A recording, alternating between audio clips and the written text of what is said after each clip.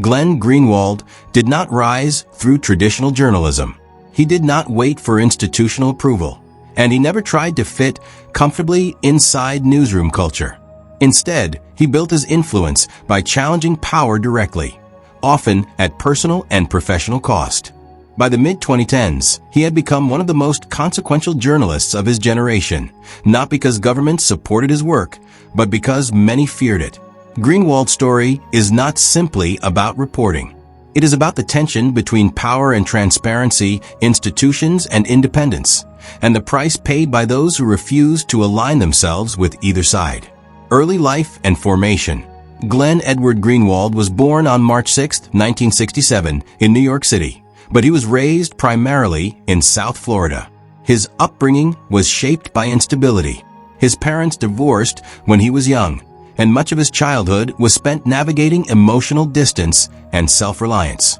Those early experiences would later inform his skepticism of authority and his resistance to institutional loyalty.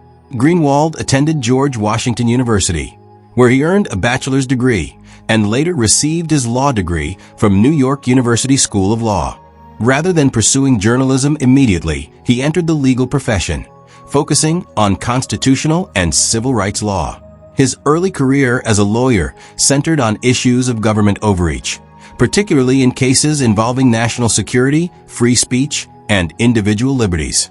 This legal background would later distinguish Greenwald from many journalists. He approached political power not as an observer alone, but as someone trained to identify violations of rights and abuses of authority. From law to independent commentary, Greenwald's transition into public influence began through blogging and independent commentary in the early 2000s. Writing primarily about U.S. foreign policy and civil liberties in the aftermath of the September 11th attacks, he emerged as a sharp critic of expanded surveillance, military intervention, and executive power. What set him apart was not only his positions, but his refusal to soften them. He openly criticized both major U.S. political parties, arguing that power, regardless of ideology, naturally seeks to expand itself when unchecked. His work attracted a growing audience, and in 2012, he joined The Guardian as a columnist. At the time, this move brought him closer to mainstream journalism, but it also placed him inside an institution that would soon be tested by the consequences of his reporting. The Edward Snowden revelations. Greenwald's global prominence began in 2013 when he became one of the primary journalists working with Edward Snowden, a former contractor for the U.S. National Security Agency. Snowden had disclosed classified documents revealing the scale of global surveillance conducted by the U.S. government and its allies. The reporting exposed mass data collection programs affecting millions of people worldwide, many of whom were not suspected of any wrongdoing. The revelations triggered international debate, legal challenges, and diplomatic tensions. For Greenwald, this period defined his career. Supporters viewed him as a defender of civil liberties and press freedom. Critics accused him of endangering national security. Governments attempted to discredit the reporting rather than directly refute the documents themselves. The impact was undeniable. Surveillance practices were challenged in courts, reforms were proposed, and public awareness of digital privacy expanded dramatically. Yet the cost was personal. Greenwald became a target of political hostility, media criticism, and sustained scrutiny. He was no longer simply a journalist. He had become a symbol, both praised and condemned. Institutional success and internal conflict. In 2014, Greenwald co-founded the Intercept, a news organization created to continue adversarial journalism focused on national security, surveillance, and government secrecy. The publication initially positioned itself as a corrective to cautious mainstream media. For a time, it succeeded. The Intercept published major investigative stories and built a reputation for aggressive reporting. Greenwald was at its center. However, as years passed, tensions emerged. Editorial disagreements surfaced over story framing, political focus, and internal governance.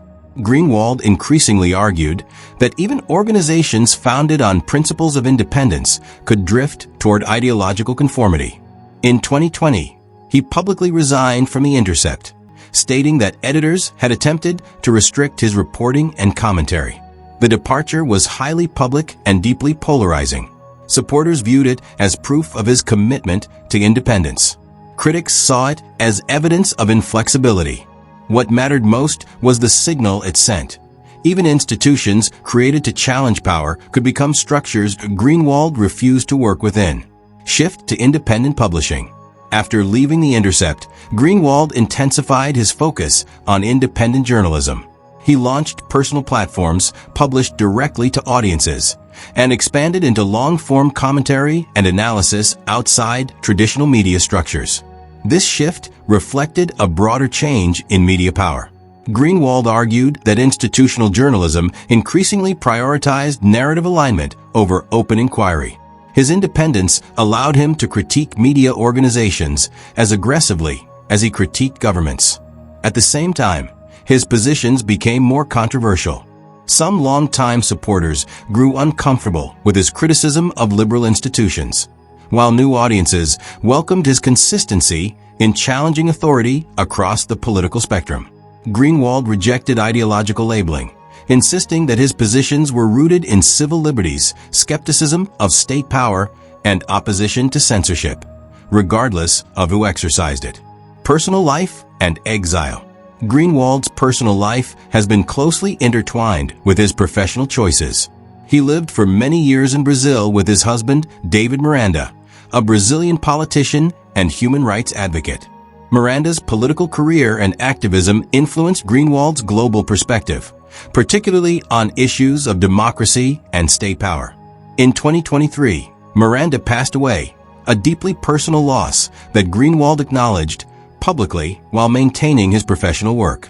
The experience reinforced themes that had long shaped his worldview: vulnerability, state authority, and the human cost of political struggle. Greenwald has remained outside the United States for extended periods, a choice shaped in part by political climate, professional independence, and personal circumstance. Legacy and ongoing influence. As of now, Glenn Greenwald remains one of the most influential and divisive figures in modern journalism. His work reshaped public understanding of surveillance, challenged the boundaries of institutional media, and forced uncomfortable conversations about power and accountability. His legacy is not defined by universal approval. It is defined by consequence. He demonstrated that journalism could still confront power directly, but also showed the isolation that often follows those who refuse alignment. Greenwald's career raises unresolved questions. Can true independence exist within institutions? And what does accountability look like when both governments and media shape narratives? What is certain is this: Glenn Greenwald changed the relationship between the press and the state. And in doing so, he ensured that his work would be debated long after the controversies of the moment fade.